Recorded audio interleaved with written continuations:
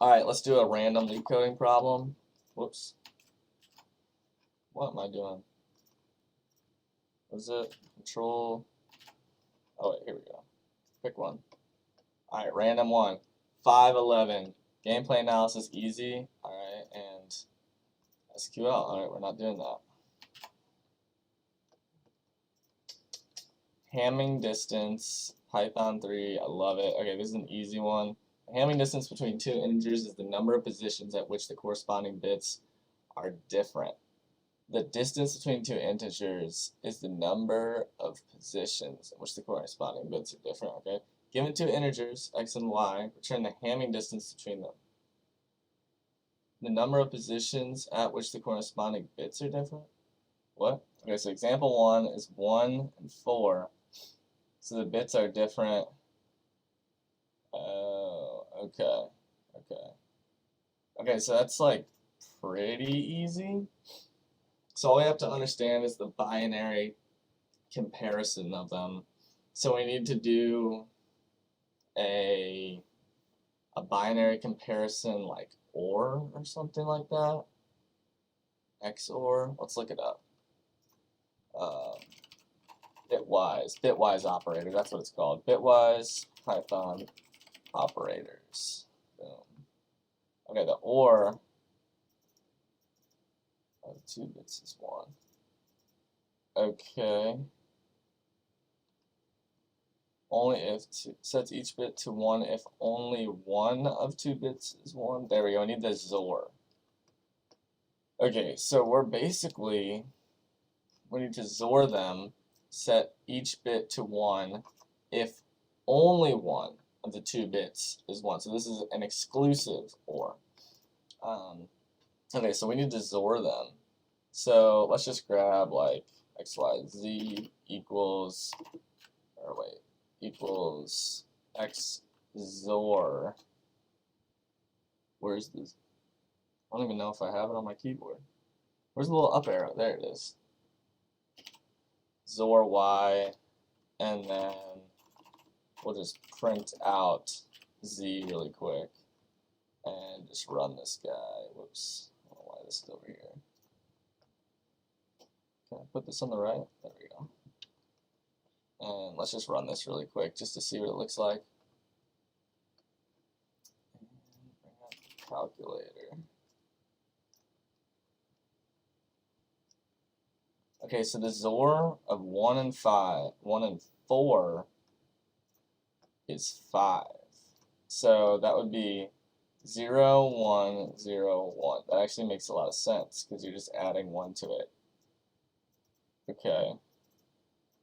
So we basically need to XOR this and then count up how many 1s are in it. Or we could just count how many 1s. Yeah, we need to XOR it and count how many 1s there are. Makes sense. So, okay. So how do you count how many decimals or binary 1s there are in one of them? So, okay. I'm imagining you have to do some kind of for loop here because obviously 4 is 2 to the second, or 1 is, 1 times 2 to the first. 4 is 2 squared. 8 is 2 cubed. So you basically just need to keep like dividing it, counting how many bits there are. Okay, so I think we need to do a left shift or something.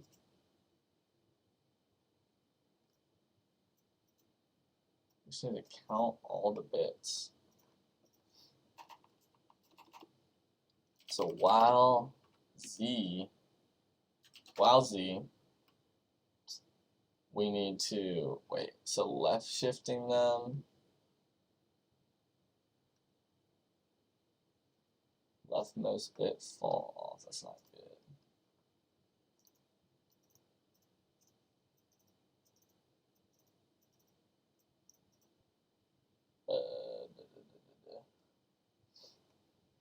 So we need to right shift them. Z, right, shift, wait,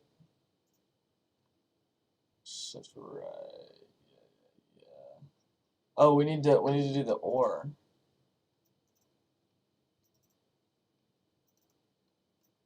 Sets, okay, so we need to check if there's a bit on the right. So, if Z or 1, so if that bit is 1, then we need to basically increment a count by 1. So count up here equal to 0, and then we essentially just like, can I do a right shift? I think that works. Right shift equals, or yeah, you just shift it 1. There we go. Let's see if that works. Actually, I think it's equals Z right shifted 1. And then you just keep going until Z equals 0, and then you return the count. See if that works.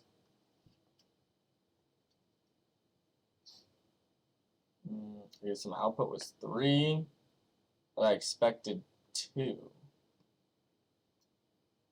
Makes sense. Okay, so let's print out every time. Let's print out Z every time we actually get a shift going.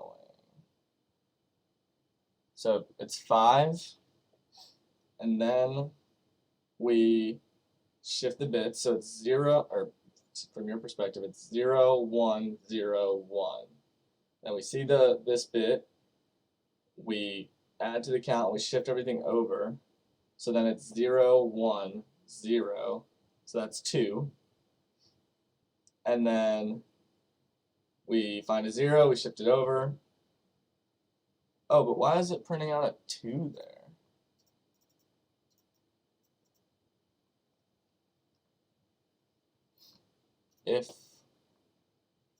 If one of the 2 bits is 1, so it's always, so I need an AND here. Boom, there we go. Okay, so I was doing an OR on a 0 and a 1, which is always true. So there we go. Accepted both test cases, and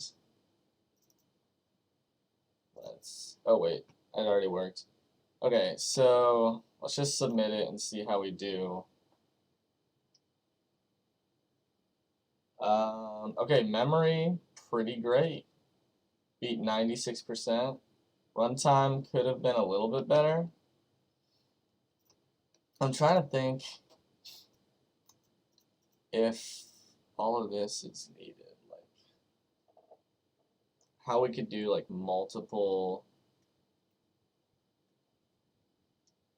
how we could count up multiple things at a time.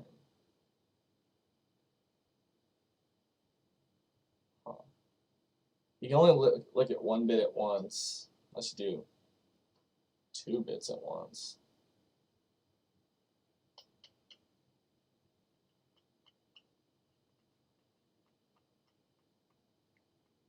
I don't know, I think that's pretty good. So I'm going to check the solutions then, or, well, there's no hint. But that one works, obviously, so we're going to stick with it. Oh, this is a one-liner. Let's see this. Bin Zor XY. What is that? Bin? Okay, let's see. Python bin. Turns the binary string of a given number. Oh, that's pretty nice. So then we actually have just the string of it with the 0b at the beginning. So that's why after bin he did this slice. So he started with he started on the second digit, not 0 and not 1, but the second digit, so he got rid of the 0b. and then just took the and then just took the string and then counted it. What? Wait. Python count. String count. String count. I didn't know about this method. See, this is what this is all about. String count apple. Okay. That's pretty cool.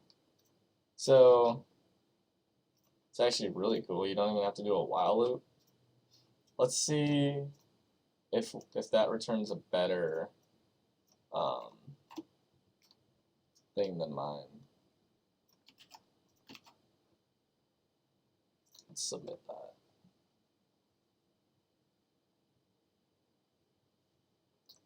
Shoot, yeah. So I use like 0.2 less megabytes, but he ran it in 35, maybe like, yeah, 13 less milliseconds, which is pretty dope. It's pretty good. Okay, that's a pretty good solution. I like that one. Super easy. Oops, JavaScript. Let's see if anything else. Solution step by step. So this guy did the same thing as me, basically.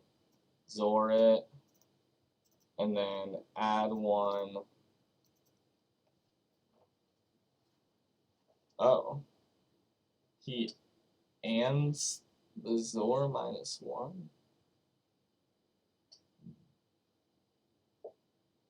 It's kind of interesting.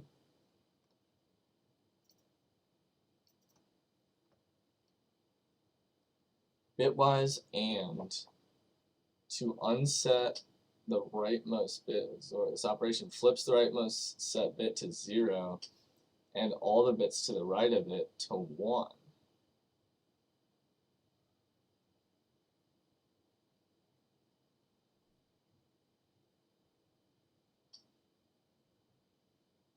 So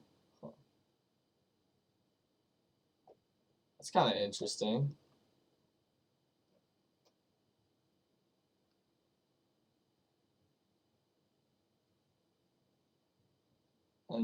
And all the bits to the right of it to 1.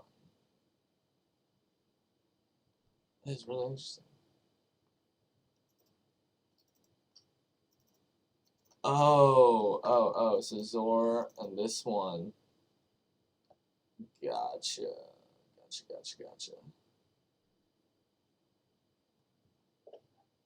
So that's cool. So he gets these two numbers essentially, and then ands them,